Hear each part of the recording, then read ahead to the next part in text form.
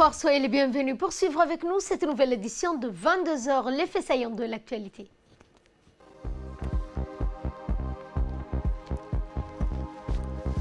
Le programme de leadership sensibilise les jeunes aux grandes questions de développement durable. Au Soudan, 830 personnes anéanties par les inondations. Bonsoir à tous, nous entamons cette édition par la première cérémonie du programme de leadership des jeunes qui s'est tenue mercredi au Kempinski Palace Hotel.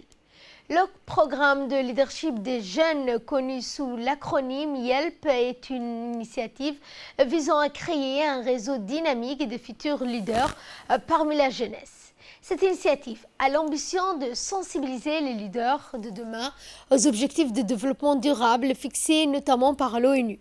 Cette journée a été aussi l'occasion de partager, d'échanger, comme ce fut notamment le cas de Fathi Bacha, un ancien YELP venu pour partager son expérience avec une pléiade de jeunes du programme.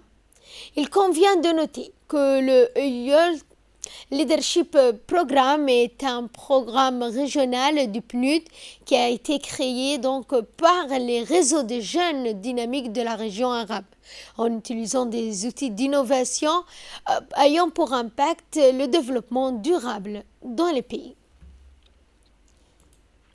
Et la représentante du PNUD à Djibouti, Fatma El-Cheikh, a précisé dans ses mots que les jeunes des pays arabes sont confrontés à de nombreux défis liés à l'intégration économique, politique et sociale dans leur société.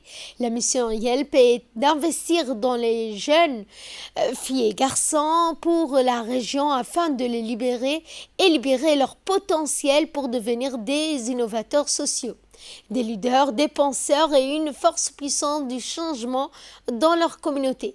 Ce programme YELP fournit, a-t-elle dit aux jeunes, les outils nécessaires pour développer leurs propres solutions uniques et innovantes afin de relever les défis de la vie réelle et faire avancer l'agenda 2030 et ses 17 objectifs. Quant au secrétaire d'État à la jeunesse et au sport, Hassan Mohamed Kamil l'a précisé que cette initiative sera une opportunité pour la jeunesse. Que ce genre de programme se réalise à Djibouti et c'est une fierté aussi pour la République de Djibouti.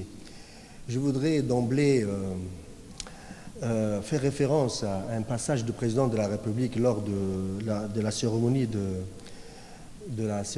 la jeunesse au Palais du Peuple. Il avait dit « On a longtemps travaillé pour la jeunesse, mais il est temps de travailler avec la jeunesse. » Et je pense que c'est dans ce contexte que les membres du gouvernement, tous les départements ministériels et ONG œuvrent dans ce sens pour offrir à la jeunesse tout ce dont ils ont besoin et de les faire participer. Parce qu'avant, ils étaient acteurs, pas acteurs, mais ils étaient attentifs à ce que nous sommes en train de faire. Mais maintenant, ils sont partie prenante, ils sont dans le bain, comme on dit. Il est toujours la meilleure manière d'investir, c'est d'investir dans la jeunesse. Et je pense que notre jeunesse a déjà prouvé ce qu'elle savait faire. Je fais référence au forum qui a été organisé par l'UNICEF et le PNUD, ici même à Kempinski, lors du Fajad. Et je pense que la jeunesse a démontré ce qu'elle savait faire. À fur et à mesure que vous allez participer à ce genre de programme, je pense que vous allez acquérir toutes les expériences dont vous avez besoin. Je pense que maintenant, certains jeunes sont rodés. Je les vois pratiquement partout, dans tous les programmes qui est consacré à la jeunesse. Donc, merci déjà et félicitations à vous. Mon souhait, alors, pour terminer, je ne vais pas être trop long, mon souhait, c'est de voir un peu notre jeunesse exposer ce qu'ils ont à exposer dans le continent d'abord, mais après dans l'international. Je sais que c'est un concours que vous êtes en train de faire maintenant, et ce serait toujours un honneur pour la République de Djibouti de voir un de ses fils ou de ses filles qui vont un peu concourir dans l'international. Dans son intervention, le ministre des Finances, Ilyas Moussa Dawalé, a saisi cette occasion pour féliciter les jeunes, mais aussi remercier le PNUD pour cette initiative. On écoute quand on regarde certains jeunes qu'on a l'occasion de rencontrer, et en particulier ici, les jeunes bacheliers, la félicitation. Ça fait quand même, ça fait chaud au cœur. On dit, il y a certainement une meilleure élève qui sera certainement meilleure que nous, en tout cas. Et on pense qu'il y a quand même beaucoup de choses faites, comme le ministre disait, du sport. Il y a beaucoup d'initiatives. Si je parle très rapidement, tout à l'heure, le ministre Hassan avait d'ores et déjà dit cette expression que j'avais beaucoup aimée et qui est connue, qui est la suivante. Il ne faut pas faire quelque chose pour les jeunes, il faut faire avec les jeunes. Ça veut dire les avoir sur la table, échanger, écouter et savoir exactement quelle est leur inspiration. Nous, à partir de nos bureaux un peu dorés, c'est très bien, on prend des décisions parfois importantes, mais on prend également des mauvaises décisions parce qu'on n'a pas suffisamment échangé avec les différents partenaires et en particulier les jeunes. C'est pour cela que nous encourageons à ce que les jeunes soient de mieux en mieux organisés, les aînés puissent, Rabia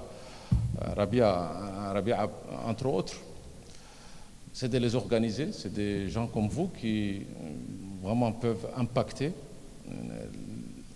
créer un peu ou faire en sorte à ce que les génies de chacun de nos jeunes puissent être tirés, maximisés, parce que c'est comme ça qu'on va pouvoir détecter également les futurs leaders. Et j'apprécie également, je ne connaissais pas ce programme YPL.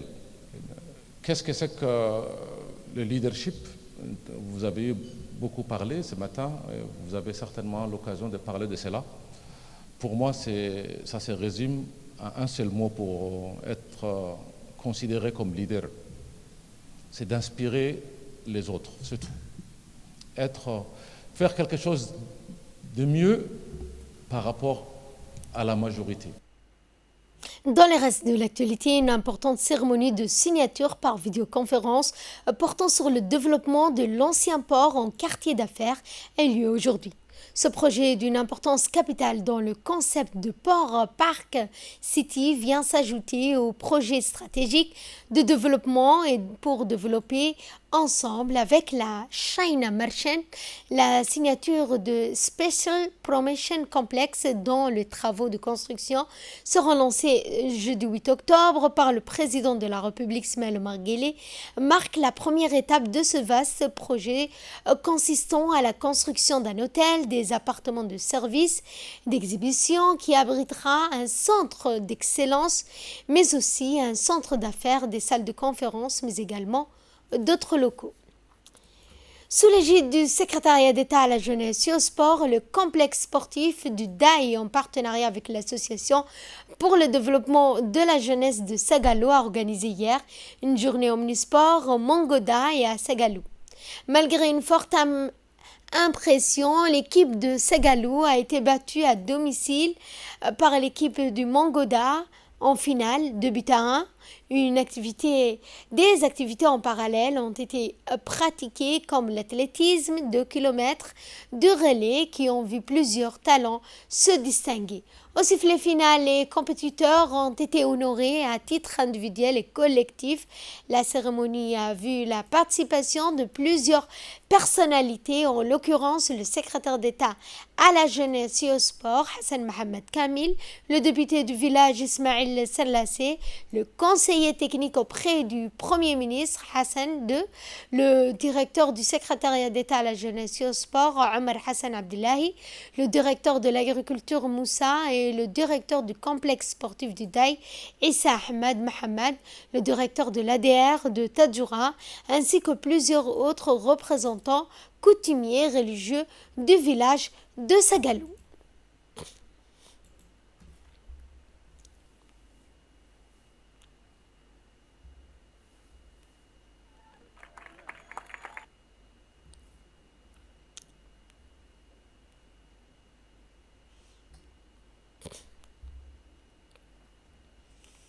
Qui est organisé avec le ministère de la Jeunesse et du Sport une journée omnisport intitulée Mongoda.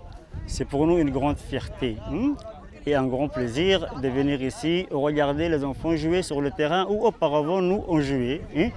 Le ministre nous a rassuré que Sagalou sera doté bientôt, Inch'Allah, d'un véritable CDC avec la volonté du président de la République. Et on le remercie vraiment. On remercie aussi M. Hassan qui est un enseignant de Sagalou, ancien enseignant de Sagalou, qui jouait vraiment le football sur ce terrain. Et aujourd'hui, beaucoup des élèves le rencontrent, ces anciens élèves. Et pour lui, je crois que c'est quelque chose qui a son importance. Il a joué, il connaît les difficultés de le sport dans ce village. Aujourd'hui, il essaie d'apporter une solution. Moi, je voulais dire que ce genre de choses peut arriver parce qu'il y a une politique de proximité de la part du gouvernement et du président de la République qui, lors de la tournée, de rencontre entre les populations de Tadjoura et le gouvernement, avait seulement dit que Sagalou ne va pas se déplacer, mais nous allons faire dévier l'UED qui la menace. Et à partir de là, voilà, les Sagaliens se remettent à revivre ici dans leur village. Et alhamdoulilah, des progrès vont venir et nous remercions. Le secrétaire d'État à la jeunesse et au sport a souligné l'importance de ce type d'activités qui permettent aux jeunes de s'épanouir, a-t-il dit, pour lutter contre la délinquance juvénile et les drogues.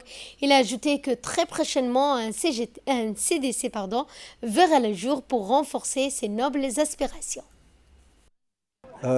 Pour la journée Omnisport qui a été organisée par l'association des jeunes de Sagalou, rassembler des filles et des garçons en termes de football et course. Donc après mon passage en tant qu'enseignant dans cette localité de Sagalou, je vois le nombre de jeunes qui ont augmenté. Donc c'est un plaisir déjà de retrouver ce village de Sagalou, où j'ai passé au moins 1 année et demie en tant qu'enseignant. Mon département envisage d'offrir à ce village un mini-CDC comme les autres régions, comme ça a été promis pour les autres régions. Je voudrais un peu lancer aussi un message. La dernière fois qu'il y a eu les finales d'athlétisme, j'avais annoncé à ce que la fédération djiboutienne d'athlétisme va lancer une opération de détection dans toute la région. Donc j'ai parlé ici avec tous les responsables de Sagalou et des autres régions, comme quoi ils doivent se préparer à ce grand événement qui va avoir lieu dans toute la République de Djibouti. La de route qui a été émise à mon encontre, c'était de valoriser un peu le sport dans toutes les régions. C'est pour ça qu'Ali Sabié a bénéficié d'un centre d'excellence en termes d'athlétisme. Toujours dans cette politique du sport, on va essayer de créer aussi le centre du Daï pour qu'on puisse un peu avoir le jeune du Nord en termes d'athlétisme au Daï et donner un peu de confiance. La présidente de Tekball de Djibouti, Mme Madina Saïd, a réceptionné un don de table de Tekball octroyé par la Fédération internationale de Tekball. La cérémonie a eu lieu au complexe sportif féminin et a vu la participation de la directrice du complexe sportif, Mme Fatouma Jama, et d'autres responsables membres de la Fédération djiboutienne de Tekball. Dans le reste de l'actualité, l'Union nationale des femmes djiboutiennes a organisé un atelier de sensibilisation pour informer les partenaires sur l'état de la violence basée sur les genres. Et ce, en période de confinement à Djibouti. Cet atelier est coprésidé par la coordinatrice du programme, Madame Sahala Hassan. Objectif de cet atelier consistant à former les gens sur la montée de la violence pendant la période de pandémie et de renforcer la réponse de première ligne qui peut être fournie. Et on discutait lors de cette session d'introduction aux notions d'égalité de genre, de violence basée sur le genre, en lien avec les mutilations génitales féminines. Et la mission conjointe du ministère chargé de la décentralisation et celui des affaires sociales et des solidarités poursuit sa campagne de sensibilisation autour du programme intégré de transfert monétaire et de développement du capital humain, laquelle vise les leaders communautaires et les représentants de ménages ciblés. Aussi, après le site de regroupement de Galina, dans la sous-préfecture de Lakassal, en région de Tajoura, se fait autour ce jeudi de Dadhalou, de la sous-préfecture de Mouloud, en région de Dikil, de recevoir la visite de cette mission conjointe conduite par le directeur de la décentralisation et de la déconcentration, Youssouf Abdallah.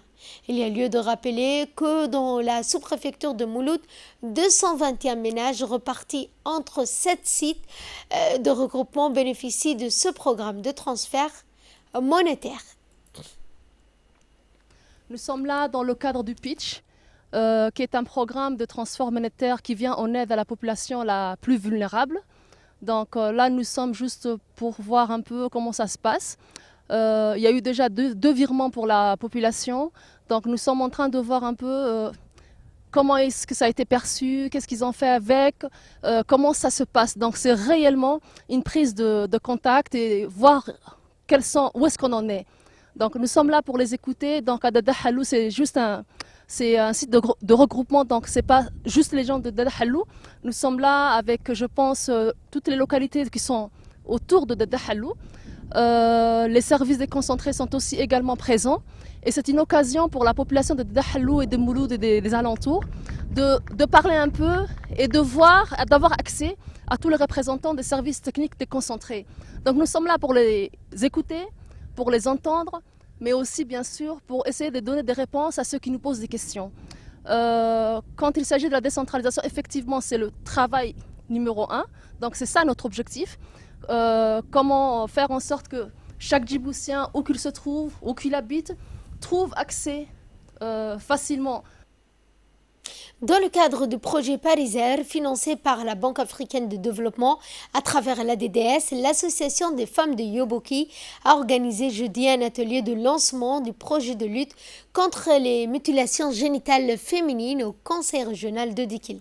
En prit part à cet atelier la présidente de l'association de Yoboki, Medina Mohamed Youssouf, le vice-président du conseil régional, Ebo Mohamed Ebo, les élus locaux, les représentants des différentes associations. Rappelons que l'objectif de ce projet étant de réduire en milieu rural cette pratique qui porte atteinte à l'intégrité du corps de la femme. À cet effet, il a été donc décidé avec la présidente à la tête de cette association que ce projet, une équipe sillonnera tous les milieux ruraux.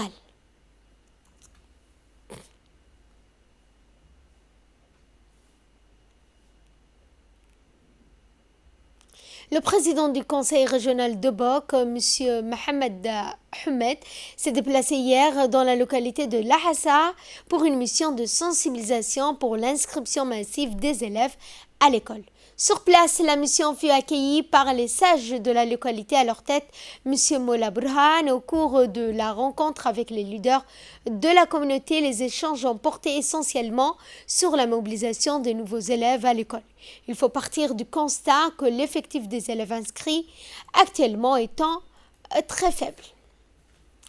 Et nécrologie pour clore l'actualité nationale, nous avons appris avec le décès de feu, donc monsieur Ismail Saïd, président de la société civile, natif de la région d'Ali Sabieh. Ismail Cheikh Saïd, président de la société civile, est décédé hier dans un accident de voiture. Suite au dossier, les membres du gouvernement, dont le ministre de la Communication, Radouane Abdullahi Bahdon, le ministre des Biens Waqf, Moumin Hassan Barre, le ministre des Transports, M. Moussa Mohamed Ahmad, le secrétaire d'État à la décentralisation, Hamadou Mohamed Aramis, le secrétaire général à la primature, Naguib Abdallah Kamil, le colonel Mohamed Jama, commandant de la garde républicaine de sa région où il est né, donc le préfet de la région, M. Moussa Aden Migane, le président du conseil régional, Omar Ahmed Ouaes, les parlementaires de la région, les Okal, les chefs coutumiers, adressent leurs sincères condoléances à la famille du défunt et prient le tout miséricordieux de l'accueillir dans son paradis éternel. Inna lillah wa inna ilayhi raji'un. De là, nous passons ce qui domine l'actualité africaine et internationale. Au Soudan, 830 000 personnes anéanties par les inondations.